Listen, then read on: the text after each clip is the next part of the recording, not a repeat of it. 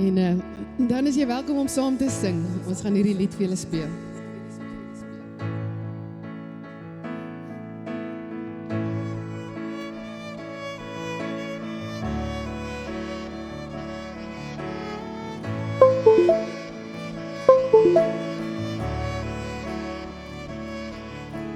Soos 'n wildsbok wat smag, na water smag my siel, na U, o Heer. U alleen is my hart, verlange en ek bring aan U die Heer.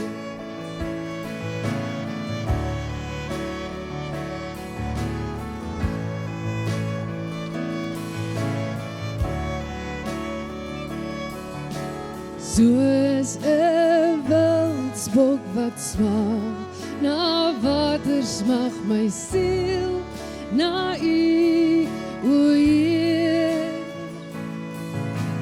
U alleen is my hart, verlange en ek bring aan U die Heer.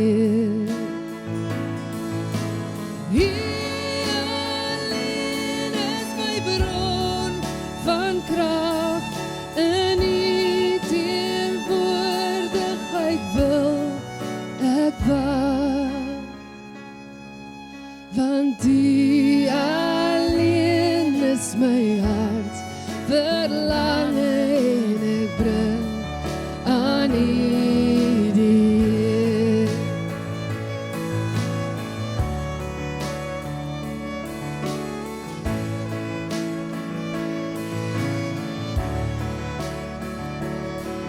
Want U alleen is my bron van krag, in U teenwoordigheid wil ek wag. Want U alleen is my hart, verlange en ek bring aan U die Heer.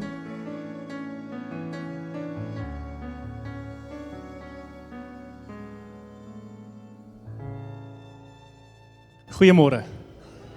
Dit is lekker om almal van julle vanoggend hier saam te kan sien. Baie welkom by Harmonie Gemeente. En ek wil net ek hou mos van praat en ekstra inligting gee en ek weet nie wie van julle ken die storie hoe hierdie liedjie eintlik ontstaan het nie. My pa het eendag in my gedeelte gedeel van die ou wat dit met hom 'n bietjie daar gelees het. Wat sê destyds het hulle herte of so bokke met honde gejag. En dan as die honde agter die bok aan hardloop, dan hardloop daai bok vir die naaste liggaam van water wat daar is. En hy spring in die water en hy hou net sy snoet bo die water, sodat hy kan wegkom vir die honde af. So as ons sê, soos 'n hert wat smag na water, so smag my siel na U, dan is dit eintlik, Here, ons hardloop U toe vir daai ontvlugting. Dis goed wat ons jaag, dis goed wat gebeur in ons lewens, maar ons hardloop na U toe en ons werp ons 100% net in sy vertroue en sy liefde en sy genade. Hoe amazing is dit nie? So dankie vir daai een. Ek het dit geniet. Ons hoop dat julle vanoggend 'n goeie en 'n lekker oggend saam met ons sal hê. Dit is so 'n bietjie nuut en vars, hier's nuwe energie. Julle sal sien as julle ingestap het by die saal, Harmonie Gemeente het nuwe baniere. Yay, dis nou waar almal cheer. Baie dankie vir elke een se bydrae. Julle weet ons het 'n fondsinsameling daarvoor gehou en ons was back and forth met die designs en dan maak jy iets wat ons nie van hou nie en dan verander ons weer iets. So net baie dankie vir julle sê en almal wat betrokke was daarmee. Die baniere lyk baie mooi. Die kinders, Hartklop Kids, skop vandag af met 'n splinter nuwe kurrikulum wat gaan oor diere maniere. Hulle gaan dit baie geniet, hulle gaan praat oor verskillende troeteldiere en wat dit vir ons kan leer oor die liefde van Jesus in ons verhouding met hom. 'n Lekker manier om 'n koneksie te maak vir hulle. So vra sommer vir hulle in die kar op pad huis toe, hoorie, waar het julle gesels? En hulle sal sommer, ek dink, met oorgawe vir julle deel oor die diere maniere. Ons jeugbediening Polslag skop ook vanoggend weer af. Dit is vir leerders van graad 7 tot en met matriek. Julle kan my in die voorportaal kry aan die einde van die voorsang net voor Hugo gaan begin preek. Dan skop ons kurrikulum af van Jesus 101. Nou baie en meeste van ons hoop ek, ons weet van Jesus. Maar weet ons wie Jesus is, sy karakter. Ons gaan hier die hele kwartaal gaan en ons gaan elke Sondag by 'n ander karaktereienskap gaan staan en of soos 'n rol wat Jesus vertolk het. Vanoggend gaan ons praat as Jesus die leermeester of die onderwyser. So ons sien baie uit vir die kwartaal, so as jy nou nog nie gejoin het nie, ek gaan jou nie op die spot sit nie, behalwe as jy baie skaam en teruggetrokke is. Jy kan my agter in die voorportaal kry, ons gaan ons eie plek toe en ons gaan lekker so saam kuier tydens die diens. Ons mannebediening, donderdagoggende 5uur, as jy wil inskakel by 'n groep mans wat mekaar net lekker support en ondersteun, jy kan met Andrei Nagel gesels, of net jou besonderhede by die info-toonbank gee, en sê, hoor hierso, stel belang in die mannebediening, asseblief bel my, en ons sal dan ook so met jou kontak maak. Baie dankie vir almal wat die epos gelees het, by die wys van hande, wie het almal die gemeente epos gelees? Skokkend, dankie julle.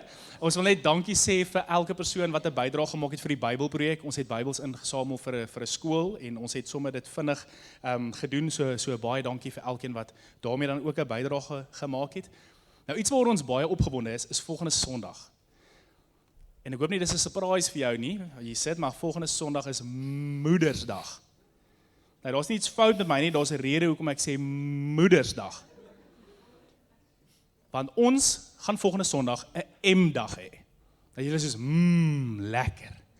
So ons gaan gepraat oor alles M. Dit gaan nie net vir ma of moeder staan nie, dit gaan sommer mal lekker wees, memorable, en 'n mooi viering hier by Harmonie gemeente.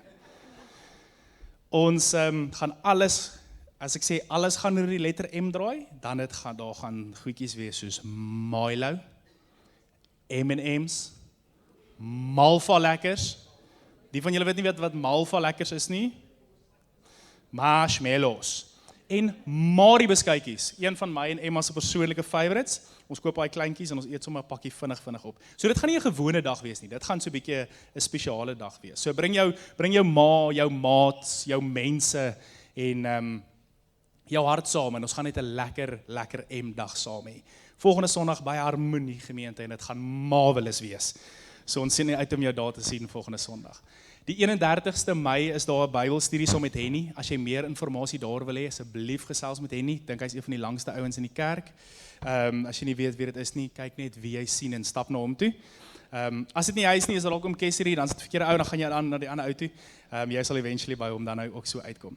Nou vanoggend gaan Hugo met ons die woorddeel uit Esegiel uit. En sy tema waar hy gaan praat is lesse uit die vallei in my.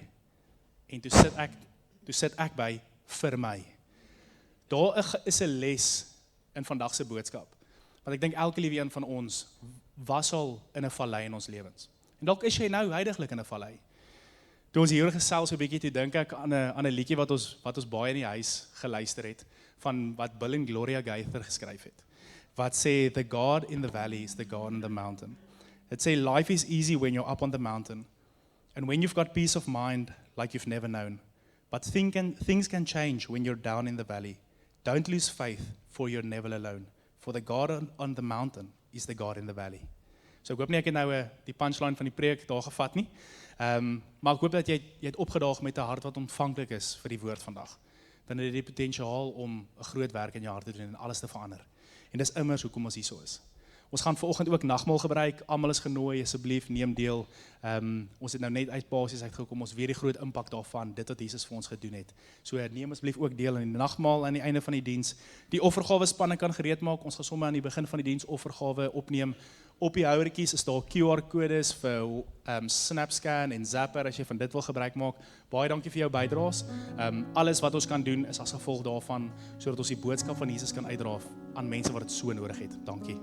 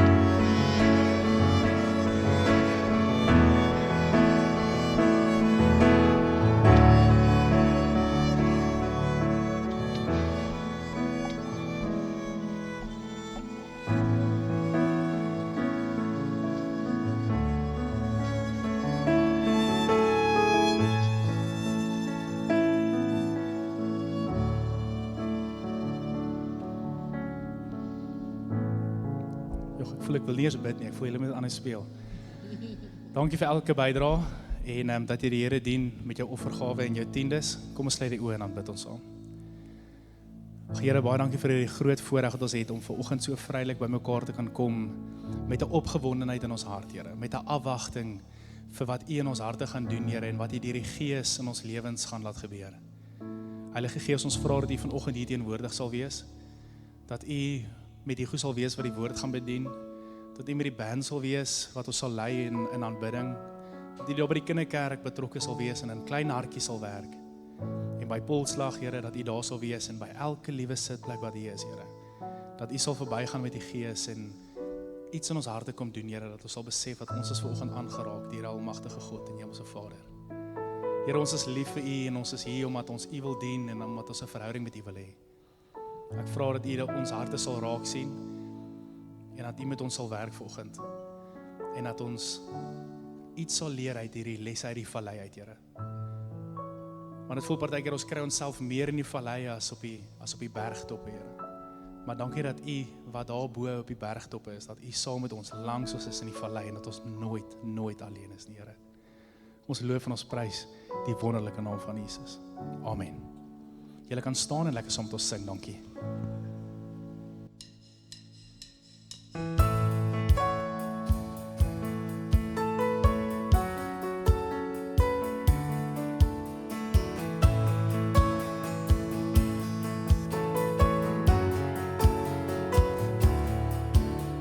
U roep my op my naam, U spreek my vry van sonde.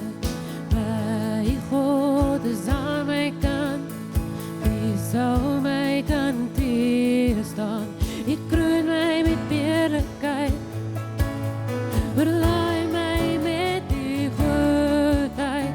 U skryf U naam oor my, U gee my nuwe lewe. God almagtig, U is waardig. My mond besing U lof, want U onvoorwaardig.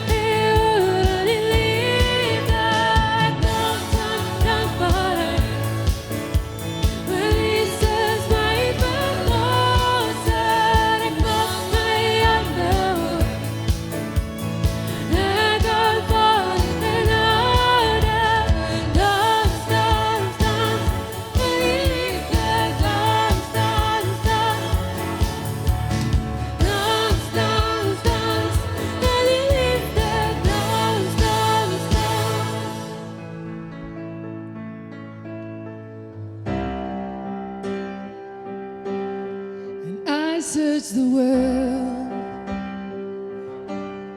and it couldn't fill me. Man's empty praise and treasures that fade are never enough. But then you came along and put me back together, and every desire is now satisfied here in your love. Oh, there's nothing better than you. There's nothing better than you. There's nothing, nothing is better than you.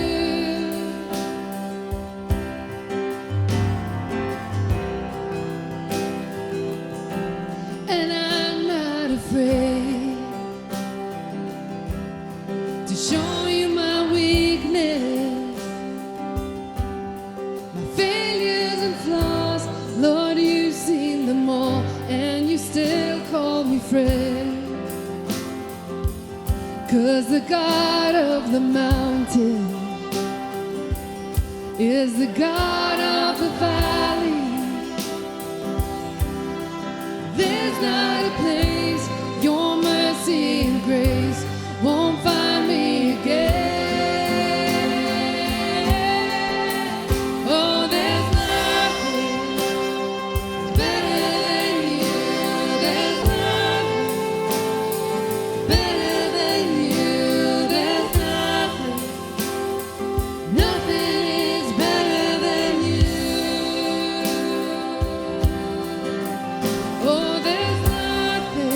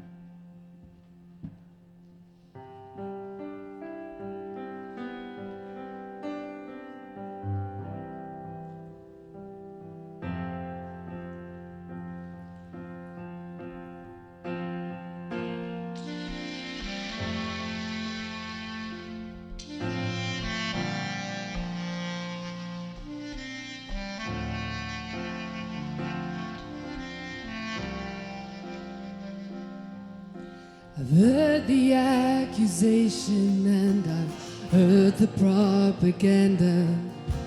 I've heard the lies they whispered to my soul, that I've been forsaken and I'll always be forgotten. No matter what I do, it's not enough. But then I heard a voice as it opened up the heavens, reminding me of who I've always been. I am your beloved, you have bought me with your blood, and on your hand you've written out my name. I am your beloved, the one the Father loves. Mercy has defeated all my shame.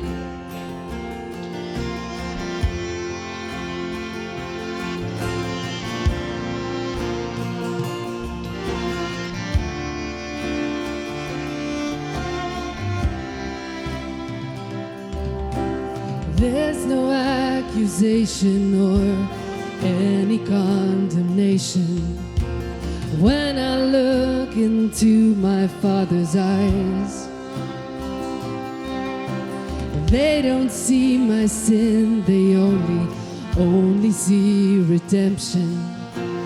This is how my heart has been defined.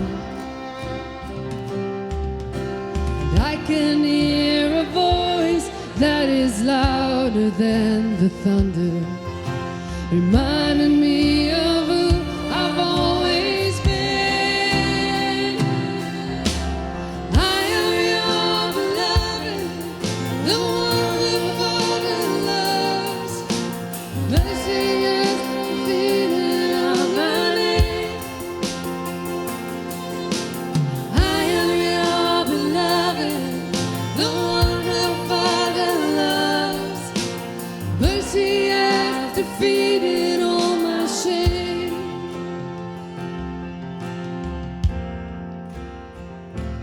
You're the one who knows me best,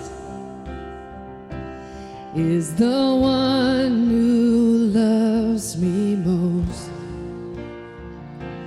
There is nothing I have done that could change the Father's love. Oh, the one who knows me best is the one who loves me most. There is nothing I have done that could change the Father's love. Oh, I am your beloved, the one the Father loves. And in your hand you've written out my name. I am your beloved, the one the Father loves. Mercy has defeated all my shame.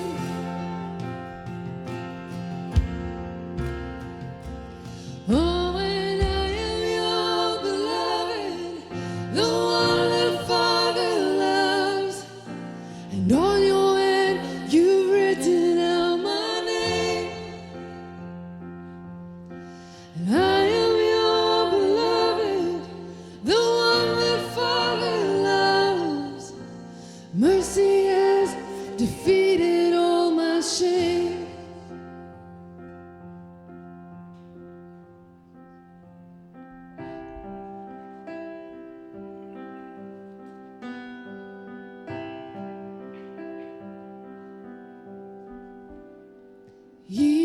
Jesus, groot bo almal, sterke verlosser, machtige Heer.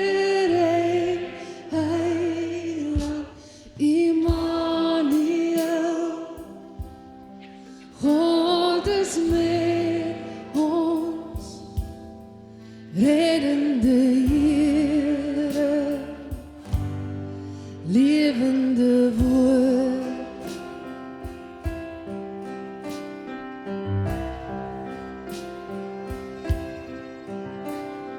Jesus, groot bewaarder, is die sterke verlosser, machtige Heer en Heiland Immanuel. God is met ons, reddende Here, lewende woord. Jesus, groot bewaarder, is die sterke verlosser, machtige Heer, Heiland Immanuel. God is met ons, is die reddende Here, lewende woord. Here, nie meer twyfel, Here, nie meer twyfel, vreugde en blydskap, lewe in oorvloed, gee Immanuel. God is met ons, is die reddende Here, lewende woord. Is die reddende Here, lewende woord. 'n wonderlike voorreg om vanmôre te kan erken en te kan bely en te kan sing die reddende Here, die lewende woord. God Immanuel is hier met ons. Kom praat met ons, maak ons harte oop en ontvanklik vir die kosbare woord in Jesus naam. Amen. Baie dankie liewe vriende, u kan die sitplek neem. Dis vir my 'n wonderlike groot voorreg om weer saam met u te wees. Ons jong mense dan hoërskoolleerders kan nou uitgaan en hulle koffie gaan kry en verras jy daar buite ontmoet. Hier is so oor die jong mense gepraat. So hierdie week na my gemeente e-pos kontak een van die jong manne in die kerk my en sê, luister, hoeveel kort dan nog vir die Bybelprojek? En in daai oomblik koop hy al die ander Bybels aan wat ons nog gekort het. Dis mooi, né, dat 'n jong man kan bel oor dit. Rassie het nou gesê hulle moet die lang ouens soek. Nou dis Henny, daar's Henny in die Bybelskool sit daar in die hoek. Hy's die een lang ou en die ander lang ou wat hy van gepraat het, Kesri, verjaar. So as jy by die een kom en hy's nie die Bybel ou nie, dan wens jy hom geluk met sy verjaarsdag. En wanneer die ander een sê, "Ja, ek wil Bybelskool toe kom." Baie geluk. Mag die Here jou seën. Enigiemand anders te nog wat verjaar vandag? Weet nou, daar's ons nog 'n verjaarsdag. Baie geluk. Mag die Here jou baie ryklik seën. Al die pad weer daar van Woester af gery. Weet nie of jy dit gedoen het nie, maar welkom. En nou Rassie homself word hierdie week 30. Hy word nou 'n man, hy word nou groot, hy's uit. Mag die Here hom help dat hy het hy my gehoor, dat hy nou mooi groot word. Lief vir jou my skoonseun. So ek's baie opgewonde oor vandag se woord. Ek het eintlik in my gemeente e-pos gesê ek's eintlik buite my vel daaroor. Het ek nou as ek mooi belig, ek sal nie blaas. Lesse uit die vallei in my. En voor ek my kon kry, het ek begin voorberei. Ja, ergens 'n rympie in my kop geval toe ek nou dink aan my maand en lesse uit die vallei. As jy nou die woordeboek sou nader trek en sou bietjie lees oor 'n vallei, dan sit maar 'n vallei kan ook 'n dal genoem word. En 'n vallei is mos maar 'n uitgestrekte laagte, 'n insinking of 'n verdieping. So dis nie net 'n fisiese plek nie, maar dis ook 'n emosionele plek. Jy hoef nou nie hardop te sê of so nie, maar enige iemand wat al ergens in 'n vallei was. En ek praat nou nie van die mense wat die naweek daar die hel gaan besoek het, nie daai plek hier. Ek praat nou van 'n emosionele plek. Nou daar is baie plekke in die woord wat ek sou kon preek oor die vallei of die dal. En die eerste een wat in my gedagtes opgekom het, is dan natuurlik Psalm 23. Onthou jy daar's ergens 'n dal, al gaan ek deur die dal van dood, al gaan ek deur die vallei van doodskade weer, ek sou geen onhou vrees nie. Ek sou in die water spring, soos die bokkie wat Rassie van gepraat het. Maar die boek wat ek gebruik het, en baie vreemd, maar ek glo met alles in my, dat God se Gees wil vandag vir iemand iets sê. Iemand moet iets hoor vandag, is nou uit Esegiel, en hy praat van die heerlikheid. Esegiel skryf van the glory of God, die heerlikheid van God, wat hy gevind het, wat hy raak gesien het, en wat hy ontmoet het, waar? In die vallei. So ek wil 'n bietjie oor Esegiel se storie praat. Nou, hy skryf daarvan, ek wil net so 'n bietjie agtergrond gee oor Esegiel. Dalk is dit nou nie 'n boek wat jy al baie gelees het, of onlangs gelees het nie, maar Esegiel is 'n redelike verwarrende eindtyd geheimsinnige boek. Esegiel. Daar's nie een ander boek in die Ou Testament, miskien kom Levitikus daar naby, nee, ek weet nie, maar daar's nie 'n ander boek in die Ou Testament wat so vreemd is soos Esegiel. Nou gewoonlik sou ek dan nou so na oggenddiens vir u sê, gaan lees nou vanmiddag bietjie verder. Jy gaan nie slaap nie, so moet nou nie vanmiddag te veel gaan verder lees uit Esegiel nie, maar jy kan. Maar en Esegiel is ook nou nie daai boek wat jy nou ergens op Pinterest gaan kyk, watter mooi versie kan jy nou bymekaar kry vir jou sosiale media en dan 'n post maak en dan kom dit uit Esegiel nie. Of jou roepingsversie of hoe jy gestuur word is nie noodwendig uit Esegiel. Hoor jy vir my? Ek probeer net sê, Esegiel, met alle respek, is nogal 'n weird boek. En nou kies ek nou die eerste Sondag, die 4de Mei, om met jou te praat uit Esegiel. Nou sy naam Esegiel beteken God versterk of God sal versterk. Onthou dit, en ek gaan dan weer 'n bietjie terugkom daarna toe. So die plan was, of die roeping was, dat Esegiel 'n priester sou word onder sy volk, op die ouderdom van 30. Maar toe hy 25 is, toe word die volk vir 'n tweede keer in ballingskap weggevoer, en Esegiel is in die ry van die mensies wat saam uitgevoer word, na ander plekke toe, nou het ek bietjie my plek verloor. Dis na Babel toe, ekskuus. Ek is hier, ek's by julle. Esegiel staan in 'n ry, hy's 25 jaar oud, en Esegiel word nie 'n priester nie. Hy word 'n profeet. En dit op sigself is nogal interessant.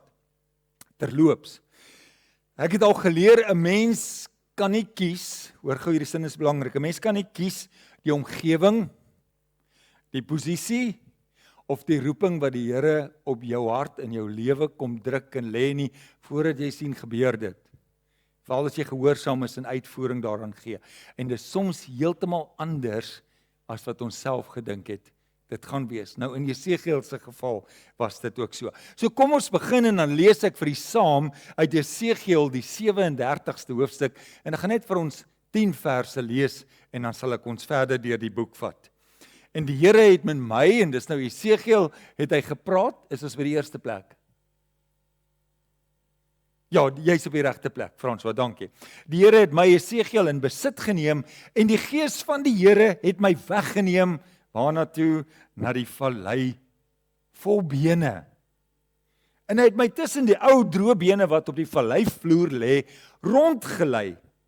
Hulle, dis nou al hierdie doodsbeenderry, het oral op die grond gelê. En toe vra hy, mensekind, God praat met Esegiel, hy sê, kan hierdie bene weer lewende mense word? En dan kom Esegiel se antwoord, oppermagtige Here. 'n ander vertaling sê, soewereine God, U alleen ken die antwoord. Het hy geantwoord. En daarop sê hy vir my, God praat met hom, hy sê, profeteer oor hierdie bene en sê vir hulle, Dorbene hoor die woord van die Here, so sê die oppermagtige Here, kyk, ek gaan in julle blaas en julle weer lewend maak. Ek sit vleis en spiere om julle en maak julle toe met vel. Ek sit asem in julle en julle sal lewend word en dan sal julle besef dat ek die Here is.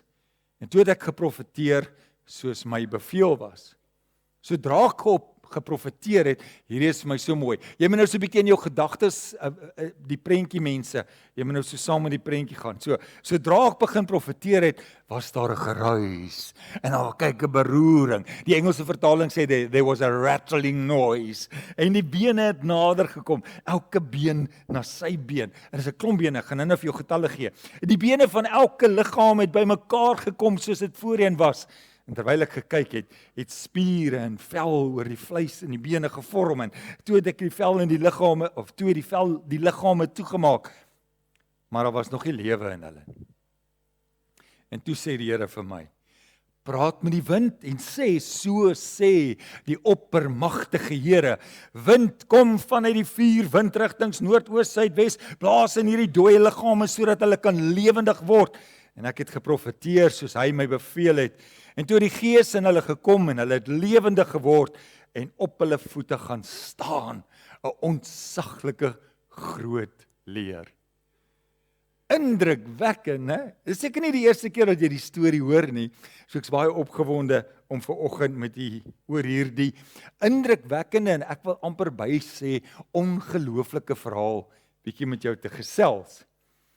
Jy sal opmerk uit dit wat ons gelees het dat Jesegiel 2 keer moes profeteer. Die eerste keer het hy geprofeteer dat al hierdie bene wat nou daar lê, so moet bymekaar kom in die assembly line, amper soos nou in 'n Ford fabriek. Al die bene wat nou bymekaar hoor. Nou eerste opdrag, eerste profetiese woord was al die bene moet bymekaar kom. En dan is daar 'n tweede profetiese woord sodat die Gees, die wind uit alle 4 rigtings, 'n windrigtings wat daar is sou blaas oor hulle en dat hulle sou lewe word. Sodat hulle verander van bene tot lewe.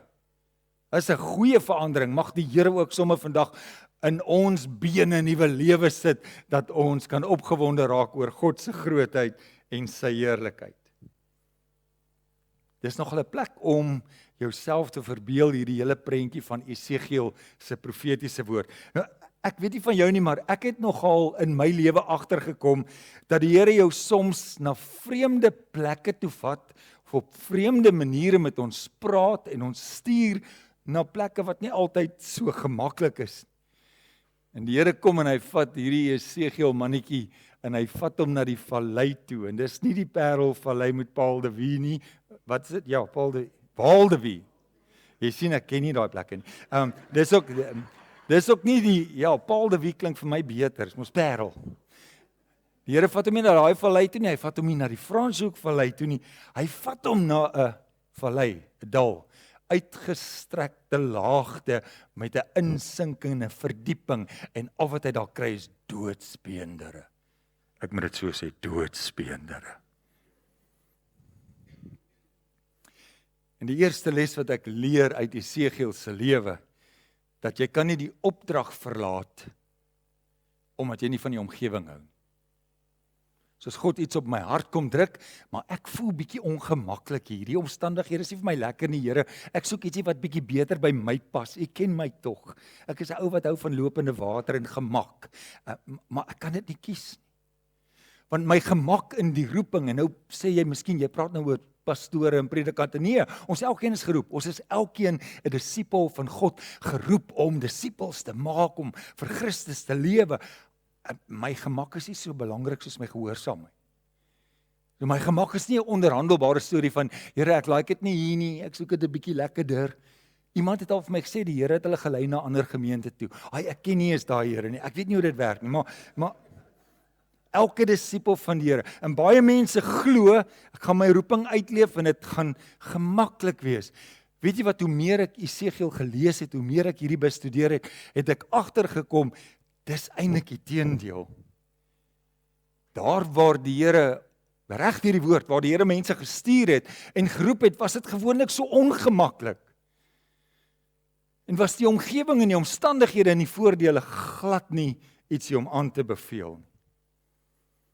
En ons stel natuurlik is baie meer besorg, veral in ons leeftyd oor ons eie gemak. Ek onthou vir bykans 3 jaar het God besluit ek moet my roeping uitleef in Afrika. For crying out loud.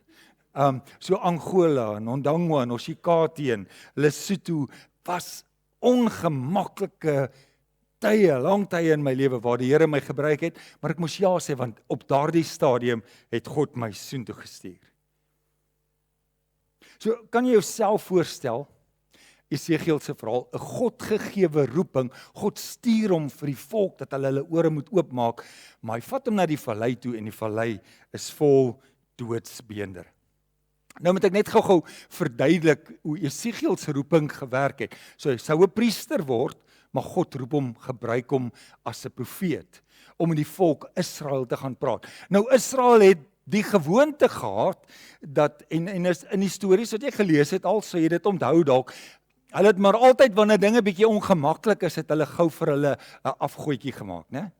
Afgod gemaak. En onthou nou net in ons konteks van vandag, 'n afgod sou enige ietsie wees wat ek in die plek van God sit. Wat vir my belangriker is God is. So dit kan enige ietsie wees. So die Israeliete, die oomblik as dit ongemaklik is, maak hulle vir hulle afgod en dan raak hulle aanbidding so gedisoriënteer want hierdie is nie God nie, hierdie is 'n ding, dis iets. En dan saam met hierdie disoriëntasie van hulle aanbidding kom daar 'n plek wat hulle ontrou raak. Want hulle is nou besig met 'n afgod. Hulle raak ontrou, hulle raak onsedelik, immorele waardes en alles gaan net eintlik so afwaartse spiraal wat heeltyd net in onder toe gaan. En dan vind die Israeliete hulle by 'n plek wat hulle ondankbaar is. Want as jy by daai plek uitkom, is jy ondankbaar. Niks is meer goed genoeg nie, want jy het gedink hierdie ding gaan werk, hierdie ding gaan my gelukkig maak, hierdie ding gaan verstaan hoe ek voel, en nou is ek ondankbaar want ek sien ander mense het ander goeders. Okay, julle storie oor Israel. God het vir Esegiel, God sal versterk. Dis wat sy naam beteken. God het hom geroep om met die volk te praat en dan luister mense so na die storie. Dan dink jy, dis 2000 jaar gelede en dis afgode. Is dit eintlik meer ons dag se storie? Dis ons dag se storie. Ons is baie maklik, die mense van vandag, glad nie harmoniese mense nie. Maar die mense van vandag kom by 'n plek wat ek vinnig as dinge ongemaklik raak, dan kry ek net iets anders. Dit kan my werk wees, dit kan my hobby wees, dit kan my sport wees, dit kan my geld wees, dit kan my vrou wees, dit kan my kinders wees, dit kan iets wees wat vir my belangriker raak as God, en voordat ek my kon kry, dan is my aanbidding so gedisoriënteer, en dan raak ek ontrou aan my tyd en my gawes, en alles wat ek gee vir God, en ek kry ewe skielik ander waardes, en ek raak die mekaar, en voor ek my kan kry, is ek heeltemal ondankbaar oor die lewe. En niks het vir my meer waarde nie. En as jy op 'n ondankbare plek is, dis 'n aaklige plek. Jy moet nooit daar leef.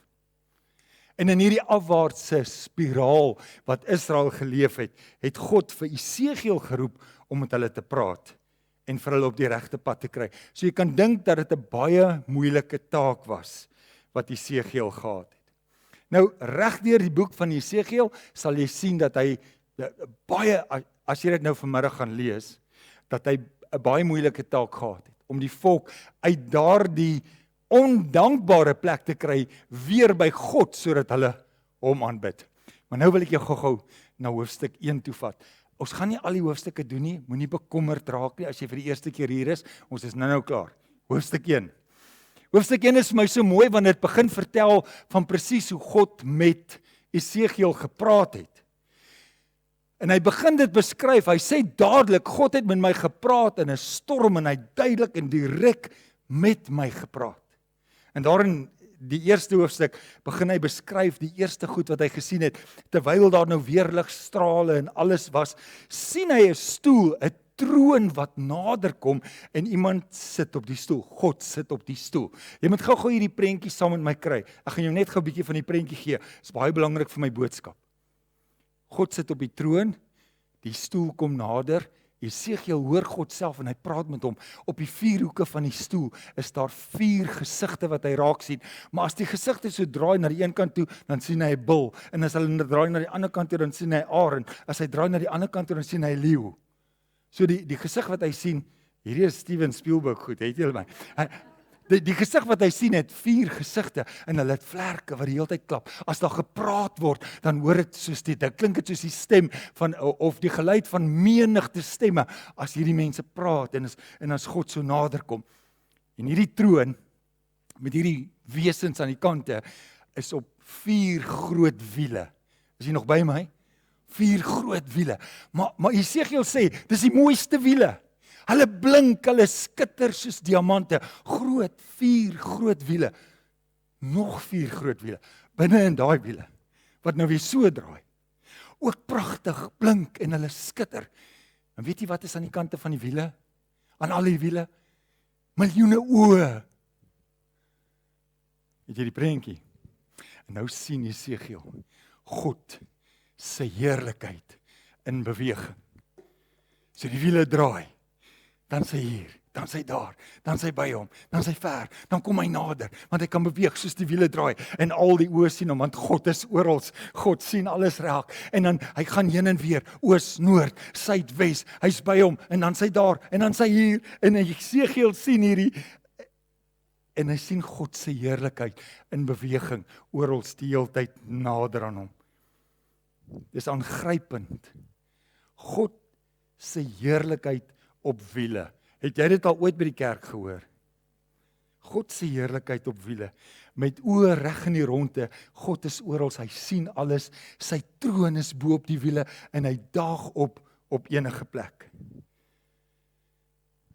Ons is nou maar net by hoofstuk 1 in Jesegiel. Ek wil gou vir jou sê, as daar in jou hart enige plek, enige tyd was, wat jy al ooit in 'n vallei was, of in 'n vallei is, met Jesegiel se beskrywing van God se heerlikheid, kan hy in 'n oogwink opdaag, binne in jou huwelik, binne in jou finansies, binne in jou werk, binne in jou verhoudings, met die geruis van vlerke en die geluid van 1000 stemme, hoor jy hom, en hy kom en hy daag op in jou seer omstandighede in jou familie, en hy daag op in julle verskriklike ongeluk wat julle was, en julle sien hoe God se heerlikheid julle beskerm en hoe hy daar is. Né? Enige plek in jou siekte, in jou seer. God daag op. Maak nie saak waar jy is nie, of jy hoog is op die berge, nie hoog op 'n ander goed nie, hoog op die berge is, of jy in die dale is, of jy in die vallei is, God daag op, enige plek. Jesegiel se eerste gesig in die eerste hoofstuk. Maar dis nie al nie, daar Jesegiel 3 vers 22, François hy is ook daar, dis nou die derde hoofstuk, hy sê, toe het die Here van my besit geneem, weer 'n keer, en die Here vat hom, gaan uit na die, waartoe, na die vallei toe, want ek wil daar met jou praat. As jy niks anders van vandag se boodskap onthou nie, wil ek hê jy moet dit huis toe vat, dat wanneer jy in die vallei is, wanneer jy in die dal is, spit jou ore. God gaan waarskynlik met jou praat. Gaan jou waarskynlik iets kom leer. Jesegiel 3 vers, nou is ek in die derde hoofstuk, ons kom nou by die 27ste hoofstuk, 37ste hoofstuk. Hy sê, ek het opgestaan en gegaan, en daar het ek die heerlikheid van die Here gesien. Jesegiel skryf nou hier in die derde hoofstuk, hy sê, ek het opgestaan, gegaan, en ek het weer die heerlikheid van die Here gesien, net soos ek het daar by daai ander Kibar rivier gesien het, en ek het op my gesig op die grond neergeval. Terwyl ek hierdie lees, terwyl ek aan hierdie werk, en ek kry die hele tyd hierdie prentjie van God se heerlikheid en die wiele, en die pragtige skitterblink wiele wat soos diamante lyk, en oë reg rondom, en God se heerlikheid wat die hele tyd by my is, en wat gaan net waar ek hom nodig het ek ook gevoel, ek wil val op my voete en op my gesig voor die aangesig van die Here, want sy grootheid is so wonderlik. Weet jy wat gebeur met Jesegiel, met hierdie gesig die derde keer? Hy is so oorweldig, sê die skrif, dat hy vir 7 dae op een plek gaan bly sit het en hy kon niks doen nie. Nou wil ek vir jou so 'n bietjie vra, wanneer laas was jy in die teenwoordigheid van die Here sommer daar in jou binnekamer, dat dit jou bietjie so oorweldig het, dat jy vir 'n paar minute net niks met niemand en iemand iets te doen wil hê, want jy was in God se teenwoordigheid. Maar nou wil ek jou vat na Esegiel 37.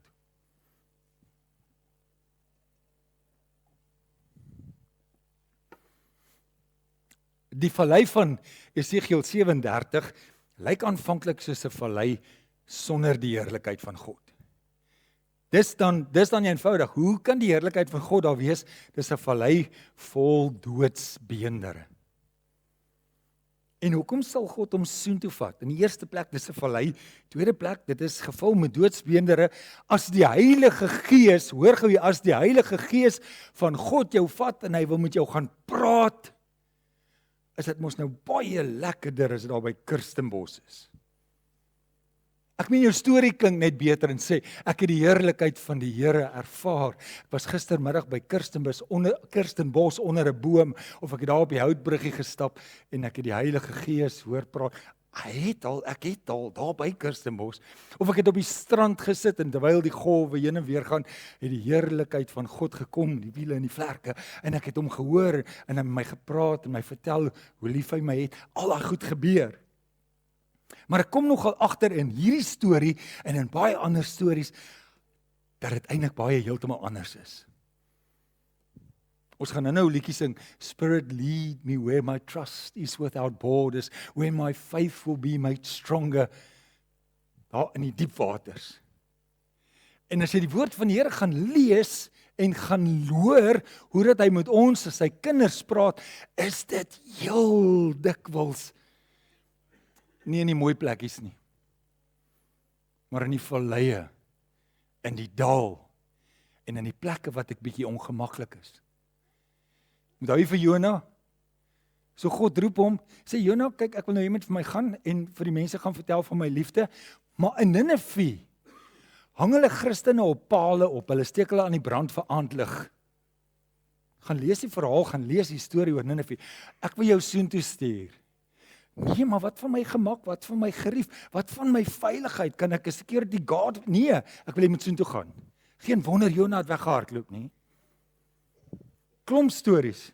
Paulus wou Betanië toe gaan, hy wou Asië toe gaan, en die Gees van die Here, so sê die woord, die Gees van die Here vat hom na Macedonië toe. En hy kom by Macedonië, en hy word sommer dadelik die eerste dag, jy moet nou gou gehoor wat ek vir jou gesê het, die Gees van die Here vat hom na Macedonië toe. En die eerste dag wat hulle opdag is Paulus en Silas, waar? In die tronk. Die Gees het hulle dan gevat. Terwyl hulle in die tronk is, terwyl hulle in omstandighede is, wat nie aangenaam is nie, wat nie vir hulle gerieflik is nie, wat nie lekker is nie, wat nie nice is nie, begin hulle om God te loof en God te prys, en die heerlikheid van God, die heerlikheid van God, daag op is daar, en hulle word vrygemaak, en hulle vertel almal van die liefde van Jesus, en God kom doen wat hy wil deur Paulus en Silas. Soms sit die Here ons op 'n plek wat ons glad nie wil wees nie. Dalk was jy al daar, wat jy ongemaklik is, ongerieflik is, jy hou van niks wat daar aangaan nie. As jy rondom jou kyk, lyk dit soos klomp doodsbeendere. Niks is nice daar nie. Die omstandighede is goor, wat soek ek daar? Die Gees van die Here het my hierheen gelei. Nee, maar dit kan nie wees nie, want die Here vat my net na mooi plekke toe. Nee, as ek die woord van die Here lees, dan lyk dit dalk anders. Petrus sit op 'n stadium, jy kan gelees in Handelinge 10. Sit hy by 'n plek en die Here laat sak in 'n gesig, so doek vol onrein diere, en die Here sê vir hom, nou kan jy maar begin eet, Petrus. Hy sê, nee, ek gaan nie in hierdie goed vat nie, dis onrein. En die Here sê, nee, maar jy verstaan verkeerd. Jy kan nie sê iets is onrein wat ek rein gemaak het nie. En Jesus vat sy ou Joodse, ek wil amper sê sy Joodse agtersteewe, sy Joodse karaktertjie, en hy vat hom daar na Kornelius toe, en hy sê, gaan gee die woord aan almal. Ek weet dit is vir jou ongemaklik, dalk verstaan jy nie, en ek weet dis, jou omstandighede is nie nice, maar ek stuur jou, en ek wil jy moet dit gaan doen. Hierdie pas nie is heeltemal by die boodskap nie, maar terwyl ek bietjie navorsing gedoen het, gaan lees het, toe sit vir my so mooi, ergens met Israel is daar kwaai gevegte met die Moabiete, en op 'n stadium moes almal vlug, daar's nie 'n tyd om hulle geliefdes te begrawe nie. In hierdie een gesinnetjie, die Bybel skryf nie baie oor hulle nie, hulle vat hulle geliefde en gooi hom in 'n graf, want hulle moet vlug. Raai wie lê in die graf? Elisa.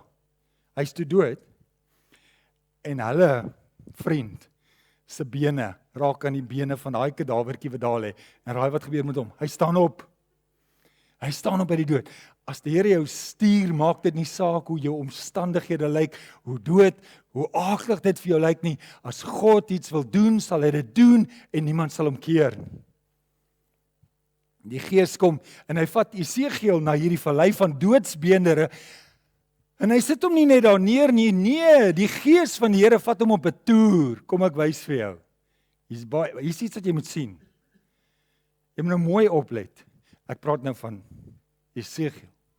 Die Gees van die Here, hy skryf so, hy sê die Gees van die Here vat hom reg deur die plek, wys hom alles. Nou, as jy nou 'n bietjie gaan Bybelstudie doen, 'n weermag van Esegiel se tyd sou waarskynlik so 20,000 man wees en ons het mos nou almal 206, die meeste van ons 206 bene in ons lyf. Ek het meer gehad met daai ekstra duimpie. So 20,000 mense, 206 bene, 4 miljoen bene wat hier lê en die Gees vat hom rond om 4 miljoen dooie doodsbeendere te sien. God sê ek wil met jou praat. God sê ek wil vir jou iets wys. God sê ek wil hê jy moet ietsie leer. Wat ek daaruit kon wys word is doodsbeendere, nie wysheid nie, maar wat ek daaruit geleer het is dat doodsbeendere is tog 'n bewys van iets wat al geleef het. Nou, daar was op 'n stadium lewe. 'n Hele weermag, menigte mense, 20,000 man, daar was lewe. En ek gaan dadelik in my gedagtes na daardie plek toe van my eie lewe, dalk mense wat ons bedien. As jy dalk hier kom en nou sê gereed vir hom. Dalk in jou huwelik was daar goeie lewe op 'n stadium. Ek sien dit maandeliks of weekliks wanneer ek mense trou. Daar's daar maar niks so mooi soos jong liefde nie. Hulle kyk mekaar in die oë. Ek het as nou die dag by troue wat die ouetjie in een van sy vows gesê het, jy hoef vir die res van jou hele lewe nooit jou hande in skottelgoedwater te sit. Ek wil jou oor 3 jaar hoor. Ek moet eintlik gaan check hoe gaan dit met hulle huwelik. Op 'n stadium was daar lewe. Op 'n stadium was daar liefde, my engeltjie, my duifie, kom sit hier, wat wil jy hê, wat kan ek vir jou doen? Ek praat nou soos Rita met my praat. Nee, maar. En as jy nou daarna kyk,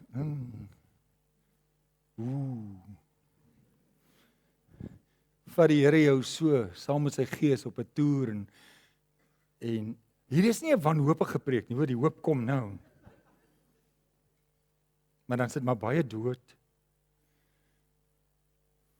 Kyk na jou eie finansies, daar was op 'n stadium lewe. Jy het verstaan wat die woord van God bedoel. Jy's vrygewig, jy gee vir God eerste bo alles. Jy gee vir hom, jy gee vir sy werk, jy's goed vir ander mense. Ewe skielike dinge verander en klein onthou jy afgod, onsedelikheid, ondankbaarheid. Nou hou jy alles vir jouself en nou kom jy agter maar daar's nou 'n dood oor jou finansies wat jy nie verstaan. En so kan ek nou aangaan. Oor verhoudings. So kan ek definitief gou-gou net vir 'n minuut stil staan. Jou geestelike lewe. Daar was lewe. Eerste liefde het vir die Here gesing. I am your beloved. En jy kan nie ophou sing nie. Die liedjie moet net nie klaarmaak nie want alles wat die vyand oor jou gesê het is nie waar nie. Jy behoort aan die Here. Jy het dit raak gesien wat ons gesing het en jy's ingeskakel by God. En nou kom jy op 'n stadium, is ook maar net 'n klomp dooie bene. Niks lewe nie. Esegiel, hy bevind hom hier. En dan vra God vir hom 'n vraag. Is u nog almal saam met my? Ek hardloop amper uit tyd het. Ek het vanoggend 4:00 vir Rita gesê, ek's bekommerd. Want toe ek deur hom werk, toe sê hy 'n uur lank en ek moet 'n uur lank maak, het hy 20 minute lank is. Ek's amper by die einde. God kom by Esegiel in hierdie omstandighede. En hy vra vir hom 'n vraag. Dit het my so 'n bietjie gegooi, want as ek nou in die vallei is, dan wil ek nou hê die Here moet vir my 'n bemoedigende woord gee. Ek gaan jou versterk. Die Here kom en hy vra vir Esegiel. Al wat hy sien is dood rondom hom. Hy's in die vallei, 'n lang uitgestrekte laagte. En God kom vra vir hom 'n vraag. Mensekind, kan hierdie bene weer lewe? God mag dalk ook vir jou in die vallei 'n vraag kom vra. En dis nie om inligting te kry nie. Onthou wie het ons gesien in hoofstuk 1, wie is God? Hy's op sy troon. Hy's enige plek, enige tyd. Hy weet alles, hy kan sien duisende miljoene oë op al die wiele. Hy weet alles. Hy het nie nodig om die antwoord vir inligting te kry by Jesegiel nie. Maar hy vra die vraag dat Jesegiel en dat ek en jy kan besef waar ons is. Net God kan my hier help. Dis die beste plek om by uit te kom. Party mense was nog nie diep genoeg in daai vallei of nog nie by daai plek. Daar's altyd nog 'n plannetjie B wat ek kan maak. Ek gaan hierdie ding probeer. As jy by die plek kom wat jy regtig in die vallei is, wat jy besef soos Jesegiel, as God vir jou vra, kan hier weer lewe wees? Nee, Here, my verslawing is heeltemal te ver. Niks sal dit meer red nie. My huwelik is niks gaan my en hierdie mensekind, hy antwoord pragtig. Ek het so van sy antwoord gehou. Hy sê nie vir God nee nie. Hy sê ook nie vir die Here ja nie. In die vallei is dit baie maklik om skriffies te quoteer of as iemand vir jou sou vra, hoe gaan dit? Ja, dit gaan goed. God is op die troon.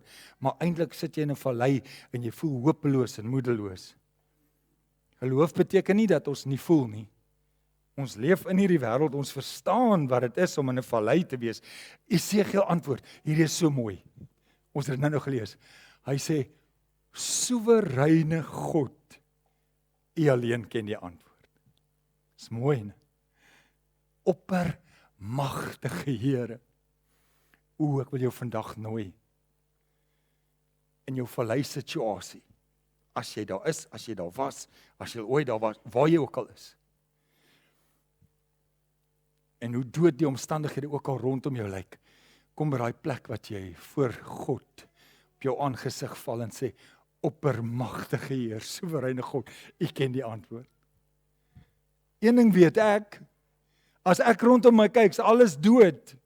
Hier's nie hoop nie, maar U alleen ken die antwoord. Een ding weet ek, U ken die antwoord. Hierdie is bo my vuurmaakplek. Ek weet nie hoe ek hier gaan deurkom, hoe ek hier gaan uitkom. Julle moet Dinsdag vir ons bid. Dinsdag praat ons weer oor die hernuwing van die kontrak van harmonie hier by die skool. Ek weet nie hoe dit gaan lyk nie, maar een ding weet ek, soewereine God, U ken die antwoord.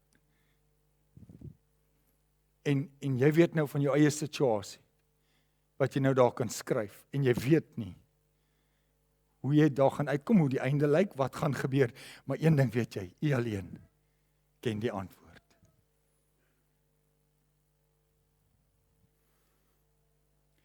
God vat hierdie opdrag aan Jesegiel verder, en hy sê vir hom, staan en verklaar die woord van God. Ek's regtig 5 minute van die einde af. Jy saam met my? God se gees wat Jesegiel soontoe gevat het, sê vir hom, staan en verklaar die woord van God. Hy sê nie vir hom, gaan Google en kyk wat is die simptome nie, of gaan bel 'n vriend en vra wat gaan ons doen nie, of kry raad by iemand anders nie. Hy sê, staan by die doodsbeendere en verklaar die woord van God. Ek wil jou vanoggend uitroep, verklaar die woord van God oor jou huwelik, verklaar die woord van God oor jou kinders en waaroor jy worry, en jou finansies en wat ook al in jou lewe aangaan, die bekommernisse van jou hart wat jy nie weet wat om te doen nie, verklaar die woord van God.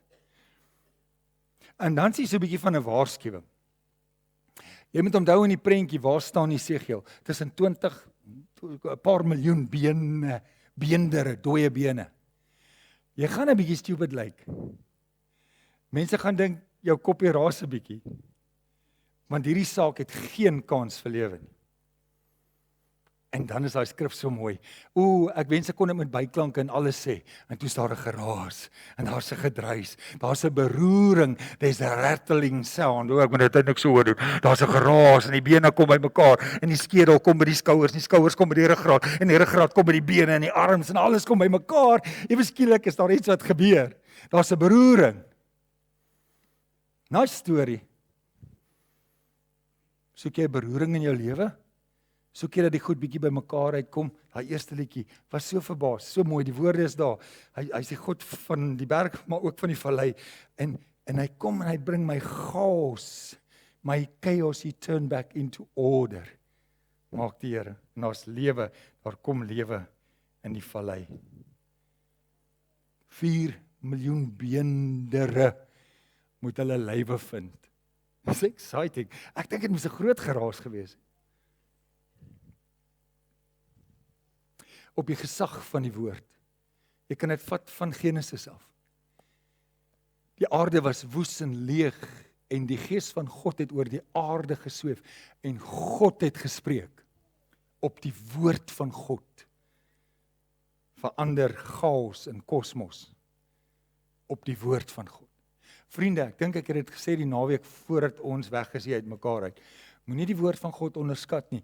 Jy het die antwoord, jy het die oplossing hier by jou, saam met jou. Die woord van God. En as jy daarop gaan begin staan, as jy dit gaan gebruik, as jy dit gaan in jou kop kry, in jou hart kry, begin praat aan hom wat mag het om te doen, ver bo wat ons bid of dink. Ewe skielik hoor jy geruis, ewe skielik is daar 'n gedreun en dan kom die heerlikheid van God nader en jy sien dit en jy hoor dit en is wiele en is ligte en God is daar en hy het opgedaag, hy's by jou want hy's God Immanuel. En ewe skielik kom dit wat wanordelik was, kom by mekaar. Ek maak klaar. Daar's 'n tweede profesie. Al hierdie lyfies met bene en goed wat nou by mekaar op die assembly line gekom het, met velle, met been, geen betekenis sonder lewe nie. En hy profeteer 'n tweede keer vir die wind, die asem van God om in hierdie mense, in hierdie ouetjies wat daar staan, lewe te blaas uit al 4 hoeke. Sonder God se gees, die kinders van God word deur sy gees gelei. Sonder God se Heilige Gees in jou, sy Heilige Gees krag in jou, gaan jy nie beweeg nie. Jy gaan miskien orde hê en jy gaan oulik klink en jy kan 'n paar skriffies quoteer, maar jy het die krag van God se Gees in jou lewe nodig om 'n verskil te maak en jou roeping te kan uitleef in 'n donker wêreld daar buite en terwyl God jou stuur na plekke wat jy nie van hou nie. Maar as jy die Gees van God saam met jou het, kan jy dit doen. Dis nou daai tyd. Christus is begrawe, hy het hierdie pad gestap, hy het opgestaan uit die dood, hy lewe, God het hom opgewek, en hy het opgevaar en hy het sy Heilige Gees vir ons gestuur. Liewe vriende, Jesus was op 'n slag self na die vallei geneem. Meer as een keer, net na sy doop. Toe vat die Gees, die woord sê die Gees het hom gevat na die wildernis toe. Lang uitgestrekte laagte, sy wildernis, sy vallei. En daar het die vyand hom vir 40 dae kom versoek. Wat het Christus gedoen? Hy het elke keer dit gedoen. Daar staan geskryf. Op die gesag van God se woord kan alles in jou lewe verander. Met die Heilige Gees, invulling van God, kan alles in jou lewe verander. Jesus het vir ons die voorbeeld gegee. Ek gaan vir ons nagmaalspan vra om asseblief vorentoe te kom en vir my te help met die bediening van die tafel asseblief.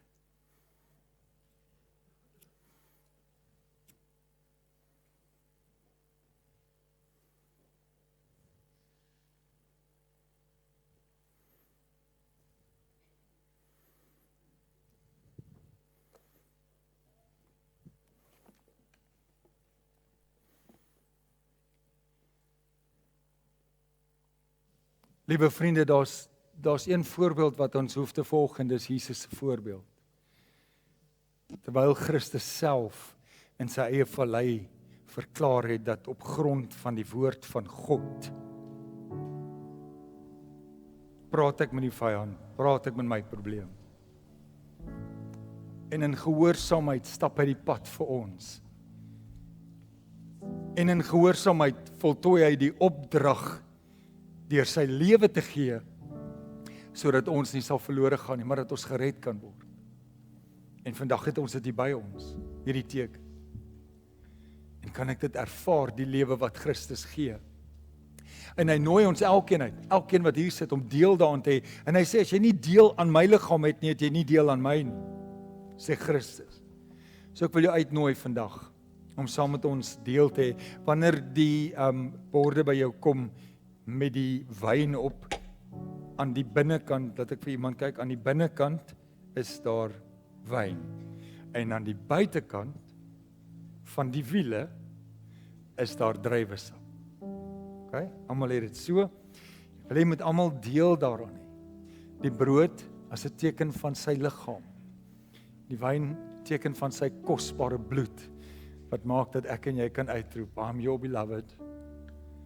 Ek mag in die vallei wees, maar selfs hier in my donkerste is U daar, is U teenwoordig, is U by my, dadelik. Want hy's God, Immanuel. Kom ons bid saam. Vader,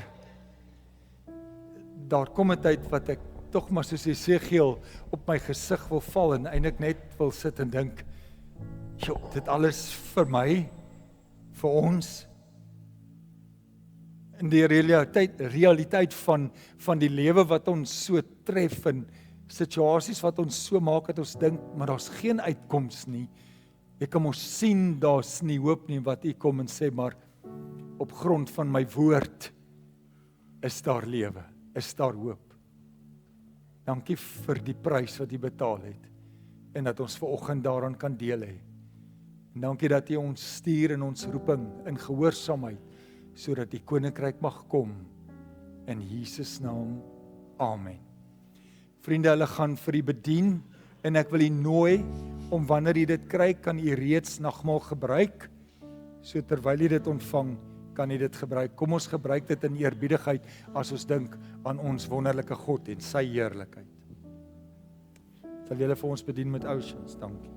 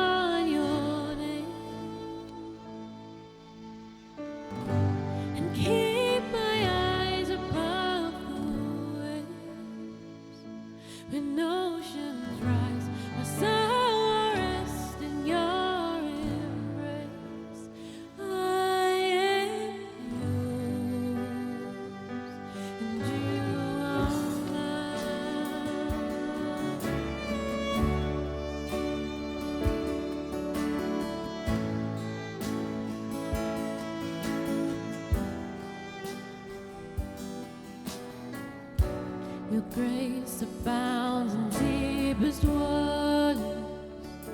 Your sovereign hand will be my guide. My feet may fail and fear surrounds me. You've never failed and you won't start now. And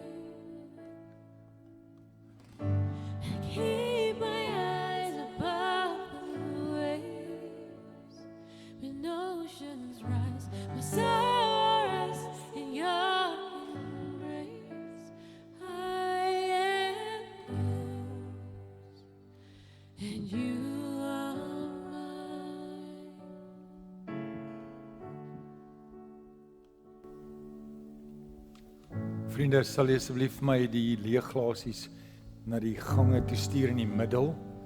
Daar sal mense wees wat dit kry. Spirit, lead me where my trust is without borders. Terwyl Lindy uitgesing, terwyl Lindy dit so mooi sing, sit ek en dink, daar's nie 'n kans as ek in die see gaan swem en ek's baie lief vir die see, dat ek juis daar wil wees waar my voete nie grond kan raak. Ek wil daar wegkom en daar is dit gevaarlik. En nou sing sy dit. En ek dink dis wat God se Gees ook vandag wil ons wil sê. Dis wat ek jou wil hê.